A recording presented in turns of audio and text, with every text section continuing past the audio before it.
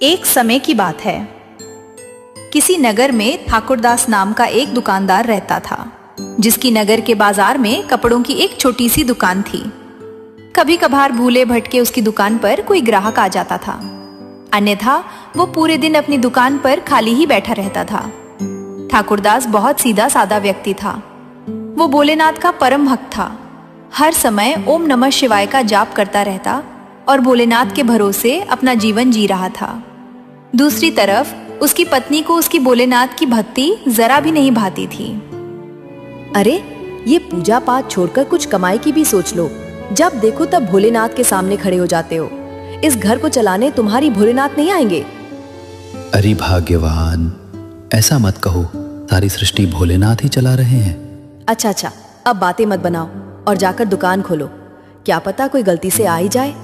ठीक है, जा रहा हूँ। ठाकुरदास के घर में गरीबी और दरिद्रता चारों तरफ पसरी थी। टूटा फूटा मकान, एक पुरानी दुकान जिसमें नाम को ही कुछ कपड़े थे, और पीछे जवान बेटी की शादी की चिंता। लेकिन ठाकुरदास तो अपने भोलेनाथ के भरोसे जीवन जी रहा था। अरे ठाकुरदास, बंद कर भी दो ये पुरानी दुकान, ग्राहक तो कोई आता नहीं। अरे भाई, ऐसे कैसे बंद कर दो दुकान? इसके सिवाय मेरे पास और कोई काम नहीं है। ऐसे ही समय बीता। कुछ दिनों बाद भोलेनाथ की कृपा से ठाकुरदास की बेटी की शादी तय हो गई, एक बड़े और संपन्न परिवार में। शादी का समय नजदीक आता जा रहा था।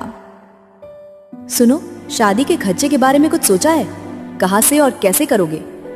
पता नहीं, लेकिन तुम चिंता मत करो, भोलेनाथ सब अच्छा ही करेंगे।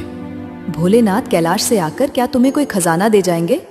साहूकार से जाकर कुछ उधार मांगो, वरना शादी करना मुश्किल हो जाएगा। तुम चिंता मत करो, सब ठीक ही होगा।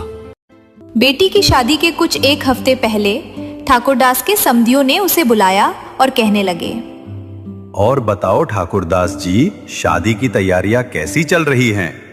सब बढ़िया होगा, भोलेनाथ की कृपा है। हमने तुम्हें यहाँ एक जरूरी काम से बुलवाया है।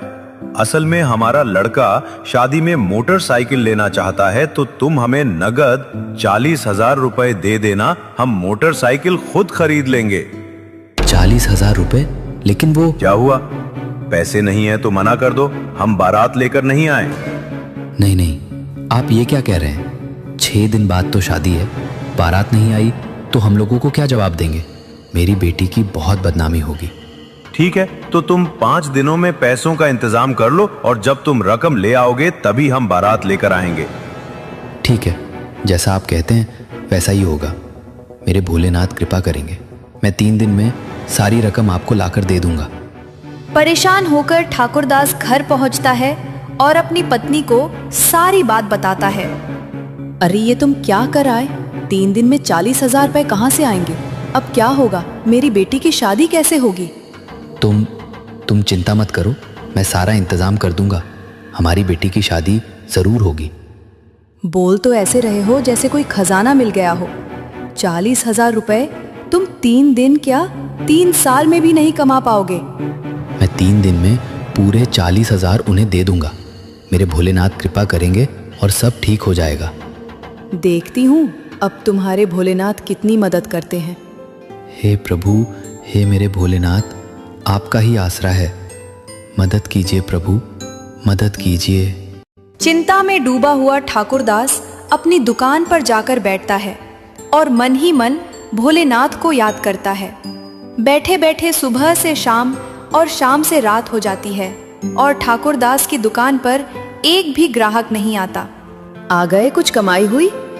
नहीं, आज तो कोई ग्राहक नहीं आया। ऐसे ही कमाओगे 40,000 रुपए? अगले दिन सुबह सुबह ठाकुरदास फिर से भोलेनाथ को याद कर दुकान पर जा बैठा। दूसरा दिन भी निकल गया और 1 रुपए की भी आमदनी नहीं हुई। क्या हुआ? आज आया कोई ग्राहक? नहीं, आज भी कोई ग्राहक नहीं आया। 2 दिन निकल गए हैं, अब 1 दिन में क्या कमा लोगे? मेरी बात मानो तो अपनी ये दुकान बेच दो। 40,000 ना सही 10-20,000 जो भी मिले ले लो। नहीं, मैं दुकान नहीं बेच सकता। अभी 1 दिन का समय और है। तुम देखना, कोई ना कोई चमत्कार मेरे भोलेनाथ अवश्य करेंगे। 2 दिन से 1 रुपए भी नहीं मिले। एक दिन में पूरी रकम वो स्वयं तुम्हें देने आएंगे। सारी रात ठाकुरदास चिंता में जागता रहा। वो समझ ही नहीं पा रहा था कि क्या करें। भोलेनाथ के भरोसे वो 3 दिन में रकम देने का वादा कराया था। क्या बारात लौट जाएगी? उसकी बेटी की शादी टूट जाएगी? नहीं नहीं, भोलेनाथ कृपा करेंगे। ऐसे विचार सारी रात उसके दिमाग में चलते रहे। अगले दिन ठाकुरदास दुकान पर जाकर बैठ गया। मन में अपने प्रभु पर विश्वास के साथ वो बैठा रहा। बैठे बैठे दोपहर हो गई। दोपहर में सारा बाजार बंद हो जाता था। सभी दुकानदार अपने अपने घर जाते थे। खा पी कर आराम कर 4 बजे वापस दोबारा बाजार खुलता था। उस दिन ठाकुरदास घर नहीं गया और दुकान में बैठा भोलेनाथ को याद करता रहा और उसकी आंखों से आंसू बहने लगे। हे प्रभु, हे भोलेनाथ, मैं आपका दास हूँ, आपके आश्रय हूँ। हे प्रभु, मैं जानता हूँ आप मेरी सहायता जरूर करेंगे प्रभु, जरूर करेंगे। तभी अचानक बाजार में एक आदमी हैरान परेशान भागता हुआ ठाकुरदास के पास आया और बोला, अरे भाई, मेरी मदद करो, मेरी मदद करो। क्या हुआ भाई, तुम इतने परेशान क्यों हो? अंदर आओ, यहाँ आकर बैठ जाओ। क्या बताऊं, आज मेरी बेटी का लगन है और अचानक लड़के वालों ने 20 साड़ियां और मांग ली। पूरा बाजार घूम आया हूं, लेकिन सारी दुकानें बंद हैं, इसलिए तुम्हारे पास आया हूं। मेरी मदद करो भाई। कहिए, मैं आपकी किस तरह सहायता कर सकता हूँ? भाई, अपनी दुकान में से 20 साड़ियां दे दो, मैं सारी रकम अभी के अभी तुम्हें अदा कर दूंगा। ये सुनते ही ठाकुरदास की अटकी हुई सांसें तेजी से चढ़ने लगी। खुशी के मारी उसकी आवाज ही नहीं निकली। क्या हुआ भाई, क्या तुम मुझे साड़ियां दे दोगे? हाँ हाँ, ये लो, सारी दुकान में से आपको जो साड़ी पसंद आए वो ले लो। आदमी ने ठाकुरदास की दुकान से साड़ियां खरीदी और उसे 6,000 देकर वहां से चला गया। ठाकुरदास हाथों में पैसे लिए रोता हुआ खड़ा रहा और मनी मन भोलेनाथ को धन्यवाद करने लगा। हे प्रभु, आपका बहुत बहुत धन्यवाद। मेरे प्रभु, आपने आज दिखा दिया कि अपने सच्चे भक्त की मदद करने आप स्वयं आते हैं। हे प्रभु, आपका ही आसरा है, बस आपका ही सहारा है। जय भोलेनाथ, जय भोलेनाथ।